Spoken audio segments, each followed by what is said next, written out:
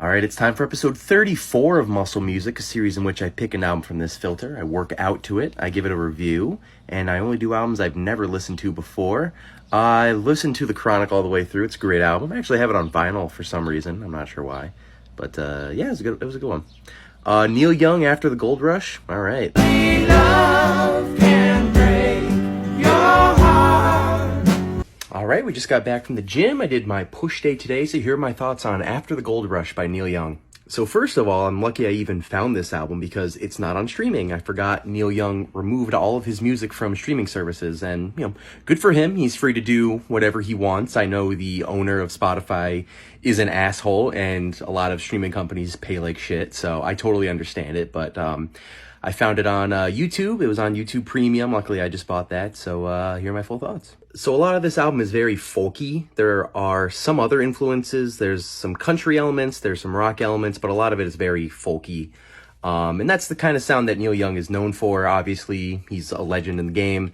I think he has some of the greatest songs of all time, but in that same breath, a lot of his songs can be pretty annoying. I think he kind of has the Bob Dylan effect, if you kind of understand what I'm going for, where his voice will sound just perfect and amazing on specific tracks, and, the production works well with it and everything flows, but on other tracks where it's just off, his voice and his style can be pretty off-putting.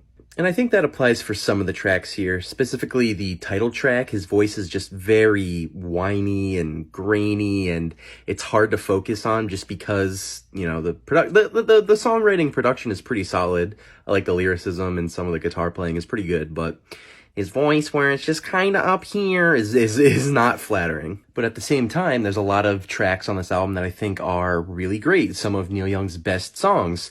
Only Love Can Break Your Heart, I think, is one of his sharpest tunes to date.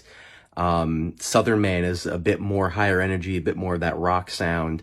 There's a lot of really good tracks on this album for sure. This album also comes off the heels of him joining Crosby, Stills and Nash, which then was renamed to Crosby, Stills, Nash and Young, obviously. And I think the influences of their sound are pretty prevalent in this album as well. You have a lot of background harmonies with different vocal styles, a bit more of a softer tune on some of the tracks.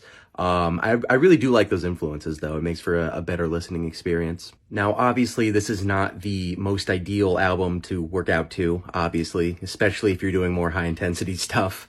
But as just an album listening experience, it was pretty good. I mean, it's not my favorite Neil Young album. That would probably go to the next album that he released called Harvest, which is just a great album, has some of his best hits on it of all time. But it was still very listenable, and, still had some great tunes on it. There are a couple tracks that are just standard, standard folk rock sounds, really kind of aimless. But I mean, the lyricism is still pretty solid. But there are a couple tracks near the end that I really did like that were more country rock in style, almost like folk rock in a sense. My best example is the track When You Dance, I Really Can Love, which is a strange title. But it was definitely a good pick-me-up in the latter half of the album.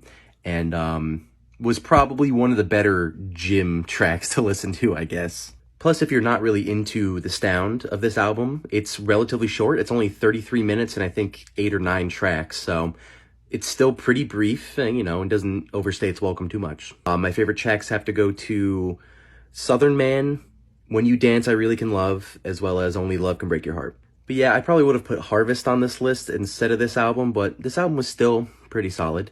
If I have to give it a ranking, I'm probably going to sit around a high 6 to a low 7, somewhere right in that region for me. Like and follow for more, unless this app gets banned. Goodbye.